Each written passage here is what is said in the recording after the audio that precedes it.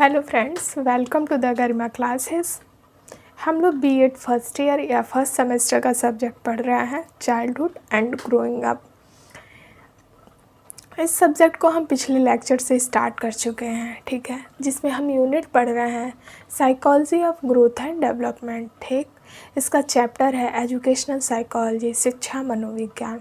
शिक्षा मनोविज्ञान क्या है और इसकी परिभाषाएं क्या हैं, हमने पिछले लेक्चर में पढ़ रखा है। अगर आप उस लेक्चर को नहीं देखे हैं तो आप उस लेक्चर को देखें ताकि आप समझ सकें कि शिक्षा मनोविज्ञान क्या है और उसकी परिभाषाएं क्या हैं। ठीक है, आज हम पढ़ेंगे नेचर ऑफ एजुकेशनल साइकोलॉजी, शिक्षा मनोविज्ञान की प्रकृति क्या है, हम इसके बारे में आज पढ़ेंगे।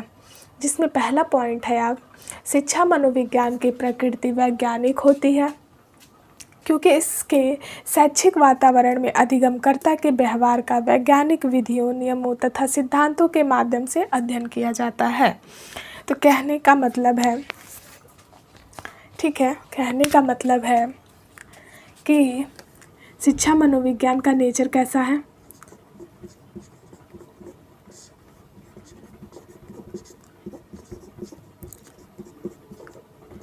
वैज्ञानिक है।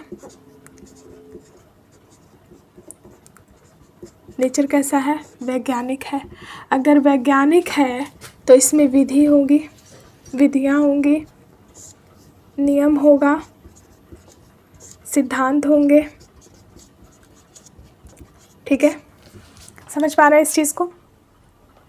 जहाँ पे विज्ञान है वहाँ विधि, नियम और सिद्धांत आएंगे क्योंकि विज्ञान इसी चीज़ों पे चलती है।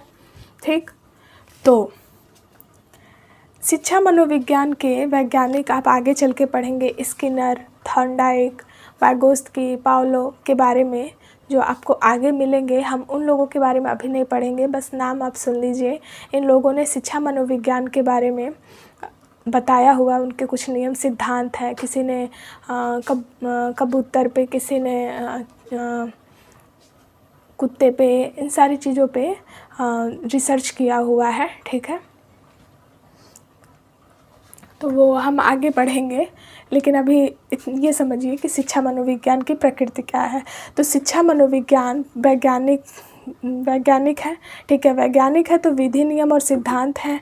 तो इसमें हम लर्नर है जो अधिगमकर्ता जो है उसके, इसमें अधिगमकर्ता के व्यवहार का हम अध्ययन करते हैं।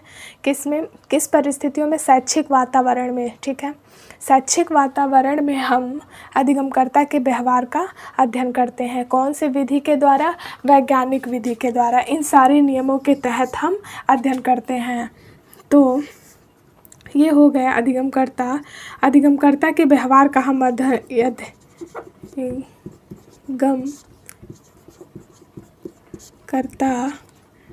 के व्यवहार का अध्ययन करते हैं। ठीक है, तो शिक्षा मनोविज्ञान वैज्ञानिक है, विधि, नियम, सिद्धांत के तहत हम अधिगमकर्ता के व्यवहार का अध्ययन करते हैं। इसका पहला पॉइंट यही है, शिक्षा मनोविज्ञान की प्रकृति वैज्ञानिक होती है क्योंकि इसके शैक्षिक वातावरण में अधिगमकर्ता के व्यवहार का वैज्ञानिक विधियों, नियमों तथा सिद्धांतों के माध्यम से अध्ययन किया जाता है। Is that clear? I think आप लोगों को ये पहला पॉइंट समझ में आया होगा। इसका दूसरा पॉइंट है, शिक्षा का स्वरूप संश्लेषणात्मक होता है जबकि शिक्षा मनोविज्ञान का स्वरूप विश्लेषणात्मक होता है। ठीक है, तो शिक्षा का स्वरूप कैसा है, शिक्षा का स्वरूप ऐसे देखिए, शिक्षा का स्वरूप कैसा है, संश्लेषणात्मक है।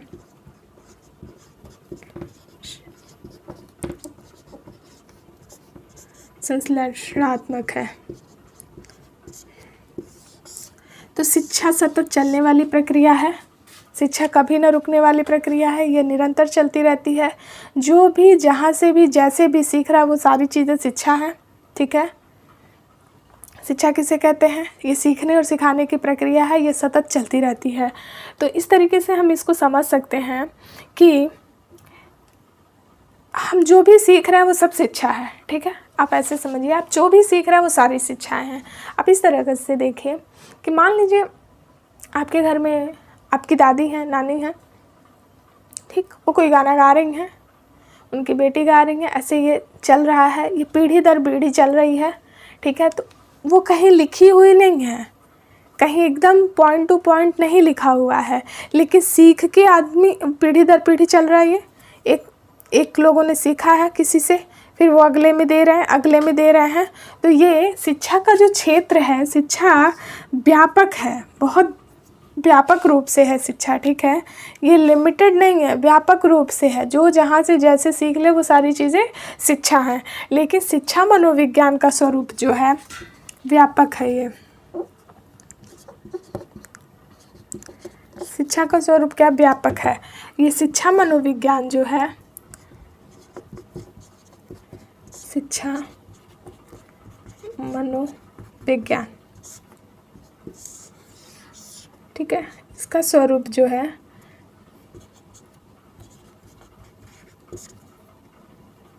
स्वरूप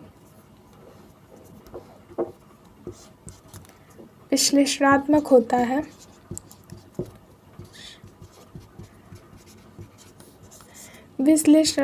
विश्लेषणात्मक का मतलब हुआ तर्क संगत, ठीक है।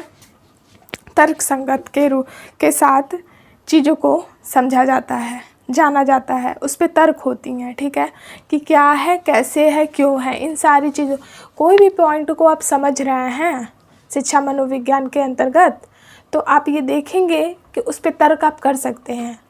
व्यवहार को ही देख लीजिए, शिक्षा मनोविज्ञान में हम व्यवहार का अध्ययन करते हैं, तो व्यवहार को लेके देखिए। अब व्यवहार को जब व्यवहार के बारे में जब आप अध्ययन करेंगे, देखेंगे, तो कौन से टाइम पे कैसा व्यवहार है बालक का, व्यक्ति का, ये चीज़ आप देखेंगे। हर टाइम अलग अलग होगा, तो आप उस पर ये चीज़ तर्क कर सकते हैं कि बालक का व्यवहार कौन से, अगर उसे वो खुश है तो कैसा, अगर उसको हंसते हुए देख रहे हैं तो आप समझ जाएंगे वो बहुत खुश है, कुछ कारण है जिसके कारण से वो बहुत ज़्यादा खुश है। अगर दुखी है तो आप समझ जाएंगे कि कहीं कुछ हुआ है तभी वो बालक इतना दुखी है। मतलब कहने का मतलब है कि आप उस पर तर्क कर सकते हैं कि क्यों है, कैसे है, कहाँ से है, ये सारी चीज़ें का विश्लेषण कर सकते हैं।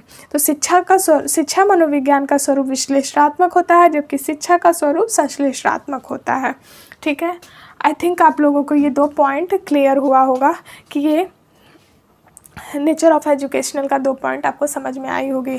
तीसरा पॉइंट है आपका, शिक्षा मनोविज्ञान एक वस्तुपरक विज्ञान है। थर्ड पॉइंट है आपका, शिक्षा मनोविज्ञान एक वस्तुपरक विज्ञान है, ठीक है। हम इसको समझते हैं।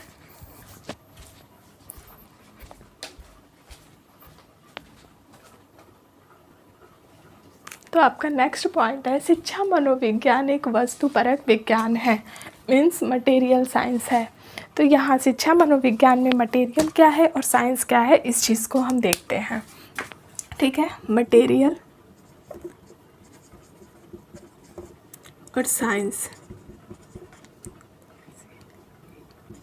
से, ठीक है, साइंस। तो हम इस चीज़ का इसमें देखेंगे। तो इसमें शिक्षा मनोविज्ञान में साइंस क्या है कि मानव के व्यवहार का हम अध्ययन करते हैं, ठीक। मानव के व्यवहार का हम अध्ययन कर रहे हैं, तो यहाँ पर अधिगमकर्ता के सीखने के दौरान व्यवहार को देखते हैं कि किस तरीके से वो सीख रहा है। तो अधिगमकर्ता के व्यवहार, सीखने के दौरान अधिगमकर्ता के व्यवहार को देखते हैं। सीखने के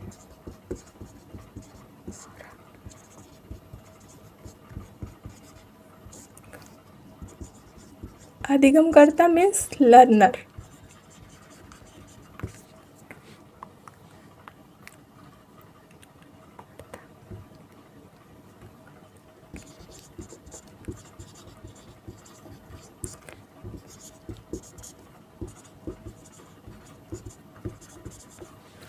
देखते हैं, ठीक। यहाँ पे जो मटेरियल है ये भौतिक संसाधनों से संबंधित है, ठीक।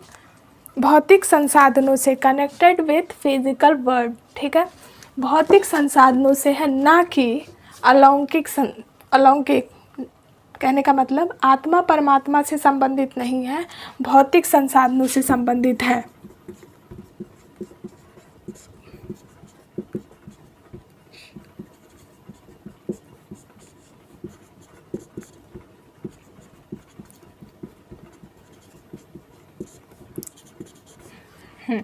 तो कहने का मतलब है जो मटेरियल साइंस है इसमें व्यक्ति के व्यवहार को देखते हुए कि किस प्रकार से सीख रहा है, अधिगमकर्ता के व्यवहार को देखते हैं, सीखने के दौरान उस कैसा बिहेव है, उसका नेचर है, व्यवहार है, ठीक है। तो भौतिक संसाधनों से संबंधित है। मीन्स आप ये कह सकते हैं, मान लीजिए आप प्राइमरी लेवल के बच्चे को समझा रहे हैं, कुछ बता रहे हैं, ठीक है।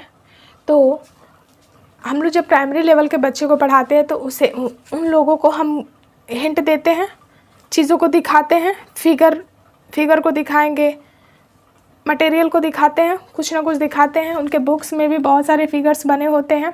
प्राइमरी लेवल के अगर इस तरीके से समझिए, प्राइमरी लेवल को ही मान के चलिए।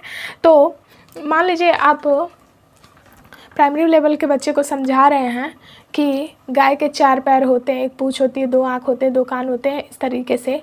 तो उनके या तो आप उसका इमेज उनके सामने लेके आएंगे, चीज़ों को बताएंगे, तो वो उस चीज़ को देखेगा, रिलेट करेगा और समझ जाएगा, ठीक है। मैथ पढ़ा रहे हैं तो आप कहेंगे कि 2 chocolate + 3 chocolate is equal to क्या, मतलब क्या हुआ, कितना हुआ।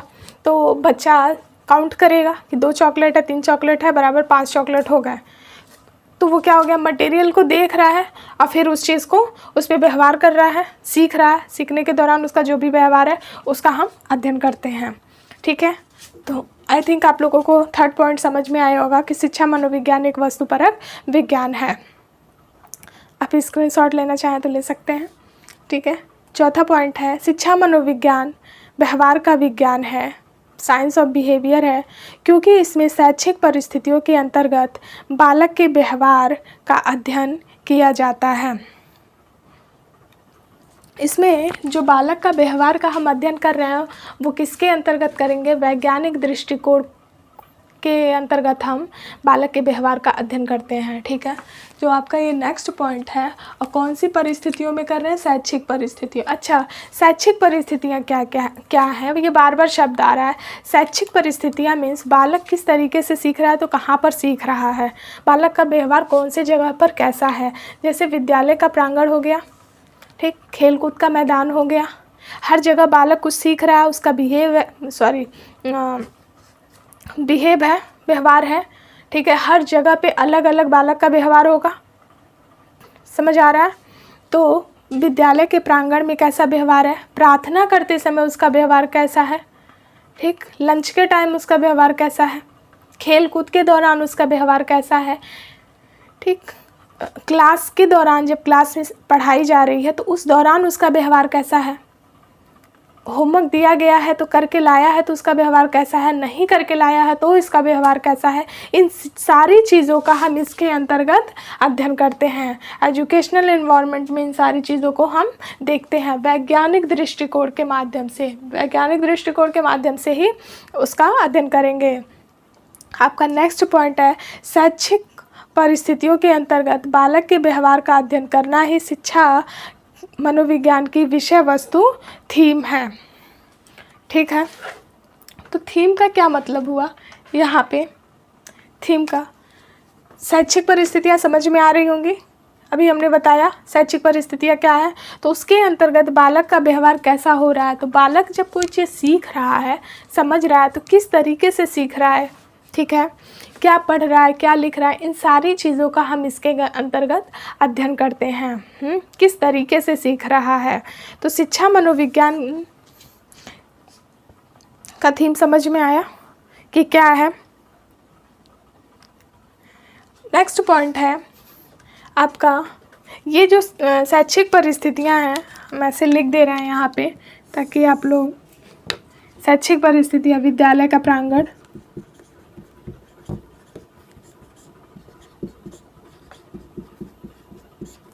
ठीक है, खेल कूद के दौरान,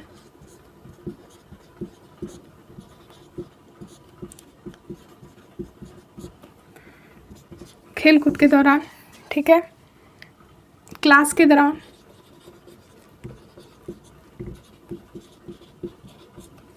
होमवर्क के दौरान, ठीक है, प्रार्थना के दौरान,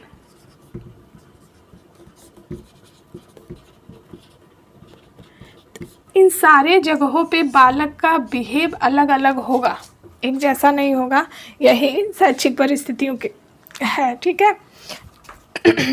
नेक्स्ट आपका पॉइंट है शिक्षा मनोविज्ञान का सीधा संबंध शिक्षण में अधिगम क्रियाकलापों से है। अधिगम का अर्थ हुआ सीखना। अधिगम का क्या अर्थ होता है? सीखना, ठीक है।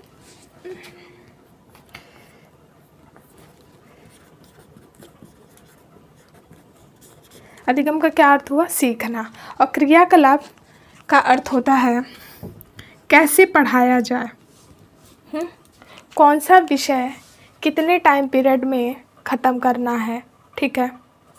बालक पे बोझ भी नहीं बनाना है उस चीज़ को लेके, ये चीज़ ध्यान में रखिएगा। और उसका एग्ज़ाम कब लेना है, रिज़ल्ट कब देना है, कैसे देना है, ठीक है। प्रैक्टिकल कब कराना है, थ्योरी कौन से थ्योरी के बाद कौन सा प्रैक्टिकल होगा, उस थ्योरी में प्रैक्टिकल है नहीं है, सिद्धांत में इन सारी चीज़ों का जब हम अध्ययन करते हैं तो वही क्रियाकलाप होता है। इन सारी चीज़ों के बारे में हम पढ़ेंगे और समझेंगे जब, तो वही अधिगम क्रियाकलाप होता है, ठीक। सीख रहे हैं, उसके बाद उस सारी चीज़ों पे हो रहा है काम। तो आई थिंक आप लोगों को नेचर ऑफ एजुकेशनल साइकोलॉजी समझ में आया होगा। आज हम लोगों ने क्या पढ़ा? Nature of educational psychology. पिछले लेक्चर में हमने पढ़ा है एजुकेशनल साइकोलॉजी क्या है और डेफिनेशन ऑफ एजुकेशनल साइकोलॉजी, ठीक। हाँ, अगर आप लोगों को ये वीडियो अच्छा लगा तो लाइक, सब्सक्राइब एंड शेयर ज़रूर करें ताकि और लोगों तक ये वीडियो पहुंच सके। Thanks for the watching video. Thank you.